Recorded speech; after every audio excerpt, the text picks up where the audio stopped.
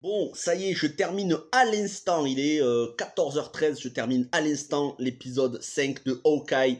Mon Dieu, que c'était un régal, c'était un kiff total. Déjà, c'est le meilleur épisode pour l'instant, et c'est probablement un des meilleurs, voire peut-être le meilleur épisode de toutes les séries Marvel qu'on a eu en 2021, autrement dit de toutes les séries Marvel du MCU, de Disney+. C'est juste un régal, il y a tellement d'infos dans cet épisode, il y a tellement de tension, d'émotion, de dramatique, de rebondissement et d'easter eggs. Voilà, c'est une vidéo 100% spoilers. Et pour une fois, comme vous le savez, donc c'est terminé les extraits vidéo, tout comme les génériques, tous les extraits audio et vidéo. Je vais pas vous dire rendez-vous juste après le générique. Je vais vous dire rendez-vous tout de suite, là, sans transition. Si vous ne l'avez pas encore vu l'épisode, quittez cette vidéo, puisque c'est du 100% spoilers. C'est parti, et on commence donc avec l'introduction de l'épisode. Et là, c'est du caviar. J'avais l'impression d'être dans Black Widow. Honnêtement, je vous le dis, j'ai eu quelques doutes. Je me suis dit, mais je suis en train de regarder Black Widow ou je suis en train de regarder Hawkeye?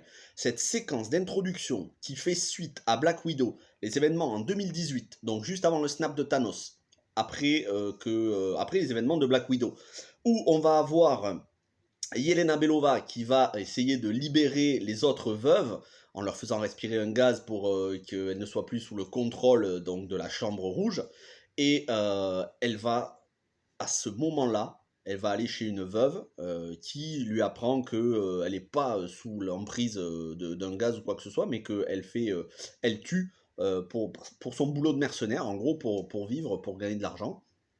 Et au moment où elle va elles discutent ensemble, elles sont amies, et au moment où elle va dans la salle de bain pour se rafraîchir un peu, le snap de Thanos, on la voit partir en fumée, et on la voit revenir dans la seconde qui suit, et 5 ans se sont écoulés, donc 2023. 18 ans, 2018, 5 ans plus tard, 2023. Et là, moi, ça m'a fait penser, parce que j'avais jamais pensé au snap de Thanos de cette manière. Bien évidemment qu'on nous l'expliquait, mais j'avais jamais envisagé la chose comme ça. Pour ceux qui ont disparu à cause du snap, il s'est écoulé une seconde en fait. Et pour eux, c'est comme s'ils en ont pas conscience. Ils ont même pas conscience qu'ils sont morts et qu'ils sont revenus à la vie. Pour eux, il s'est passé une fraction de seconde, ils se sont vus disparaître et réapparaître. Et là, elle réapparaît donc dans la maison où elle était, pour libérer l'autre veuve. Et l'autre veuve, elle a refait sa vie, elle s'est mariée, elle a une enfant de 3 ans qu'elle a adoptée, elle lui dit voilà, 5 ans se sont écoulés. Et, donc Yelena dit il faut absolument que je contacte Natacha pour lui dire que je vais bien.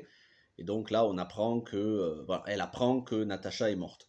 Et du coup, ça fait suite, la suite directe de cette scène, c'est ce qu'il y a dans la scène post-générique de Black Widow, c'est-à-dire Julia Louis-Dreyfus que l'on voyait dans Falcon et le Soldat d'hiver, la série, qui a engagé, ou plutôt qui montrait sur la tablette tactile, qui montrait à Yelena que c'était soi-disant Clint Barton qui avait engagé, qui avait tué Natacha.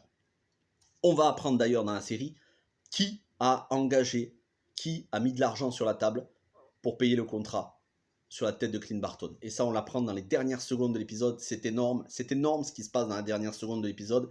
Et là, je sais qu'il y en a certains d'entre vous, vous allez sauter, vous allez être aux anges, parce que, voilà, je vous dirai ça dans quelques secondes.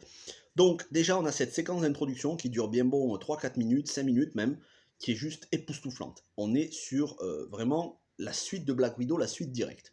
Et ensuite, il y a tout l'épisode, donc ça reprend là où ça s'était terminé la dernière fois directement, c'est-à-dire Clint qui dit à Kate non, tu me suis pas, c'est terminé, on arrête les frais.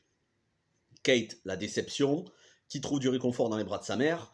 Sa mère, moi, depuis le début, Vera Farmiga, le personnage, je me dis, il y a quelque chose qui va pas. Kate qui donne les infos qu'elle a trouvées à sa mère par rapport à Sloan Industries ou Sloan, je sais plus, l'entreprise.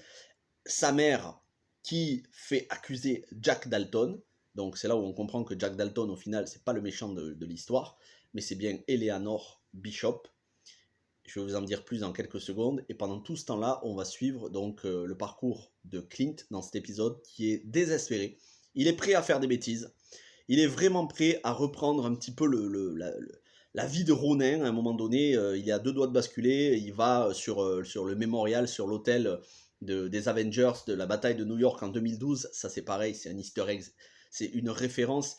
c'est ça que j'aime avec ces séries, c'est que ça récompense les fans qui sont là depuis le début, les fans qui ont découvert les films, il y a maintenant presque 10 ans en arrière, Avengers c'est en 2012, c'est 9 ans en arrière, on a vécu ça au cinéma en direct, voir une plaque commémorative avec le nom des différents Avengers qui se sont battus sur ce lieu, ça fait quelque chose. On se dit qu'on a vécu ces événements en tant que fan, en tant que spectateur, on a grandi, on voit un petit peu le chemin parcouru en même temps que les personnages.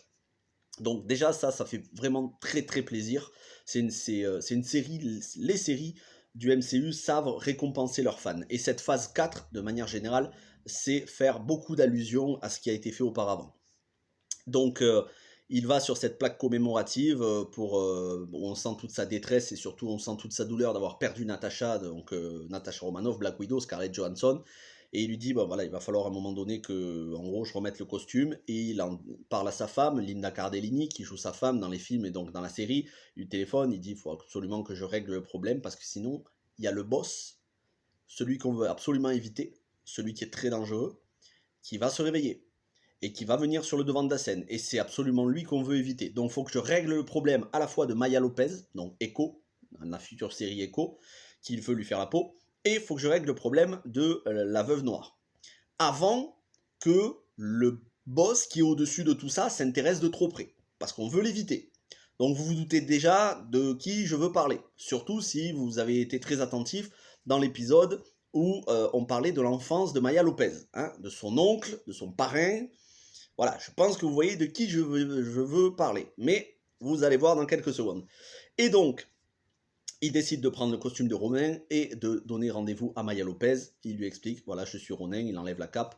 Il lui dit, tu as été piégé, moi, j'étais pas venu pour tuer ton père, j'étais venu pour le boss, parce que j'avais un informateur qui y avait ton boss qui devait être là, mais au final, il a envoyé ton père se faire tuer. Et voilà, moi, j'étais pas du tout là pour tuer ton père, j'étais là pour ton boss. Maya Lopez, elle va avoir du mal à l'accepter, mais elle va interroger, en langage des signes toujours, elle va interroger son copain, slash acolyte, slash employé, meilleur ami, amoureux, on ne sait pas exactement. Celui qui a la tête un petit peu, qui ressemble un peu à Kit Harington, mais c'est pas Kit Harington. Et elle va comprendre qu'en fait, elle a été piégée depuis le départ et s'est fait manipuler par le boss qui voulait la mort de son père. Et donc, c'est pas le Ronin qui est le coupable, mais c'est le boss de son père.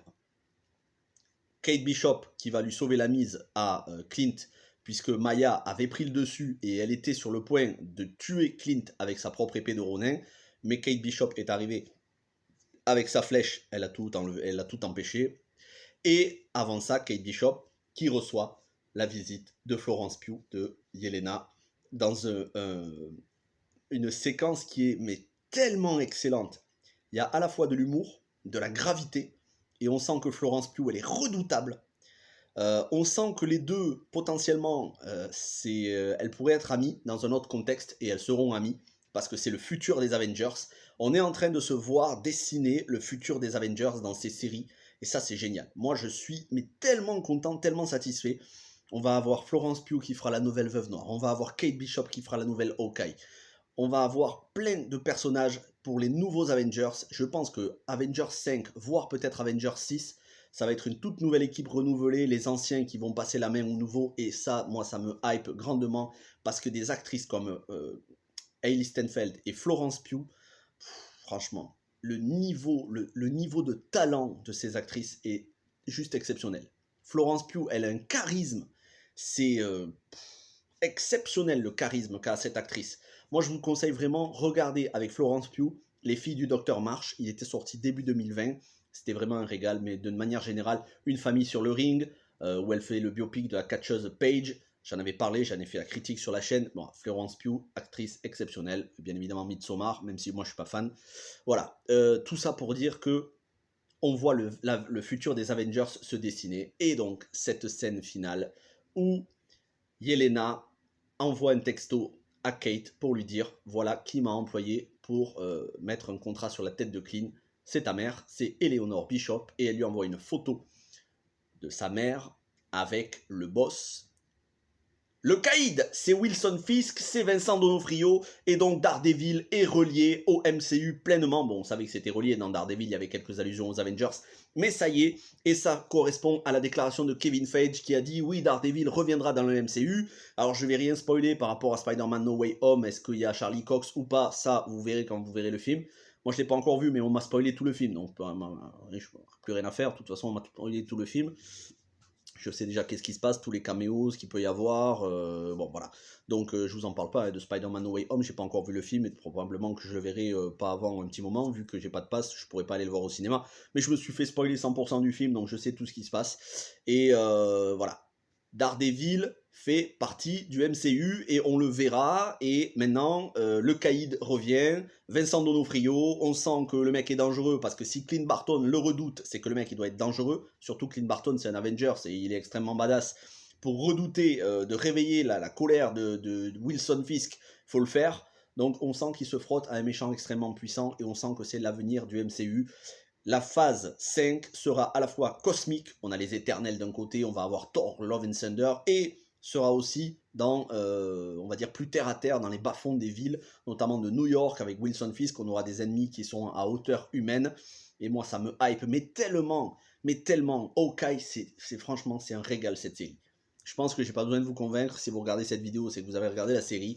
N'hésitez pas à me dire tout ce que vous en avez pensé, si vous avez vu des choses que j'ai pas vues qui m'ont échappé. Tellement, mais tellement content de cet épisode. Vous voyez, c'est le genre de série que si on s'arrête au premier épisode, on dit « Oh, c'est une petite comédie de Noël, pas terrible ». Non, en vrai, il y a une tension qui monte crescendo, tout est fait, tout est mis en place pour que dans les derniers épisodes, ça prenne du sens, ça prenne de la gravité. On sent que les personnages, vraiment, ils courent un danger. On n'est pas à l'abri que certains y laissent la peau. Mais après, je pense pas non plus que Clint Barton va mourir dans cette série, parce que ça reste quand même une série familiale de Noël. Mais voilà, on sent quand même qu'il y a du danger. Et j'ai tellement hâte de voir le final de la semaine prochaine. Et surtout de voir le futur des Avengers, de cette phase 4, phase 5. On est très très loin d'en avoir terminé avec le MCU. Et moi, je suis très content. Même si tous les films du MCU ne se valent pas, ça reste quand même une hype énorme. Voilà ce que je pouvais vous dire sur cet épisode 5 de Hawkeye.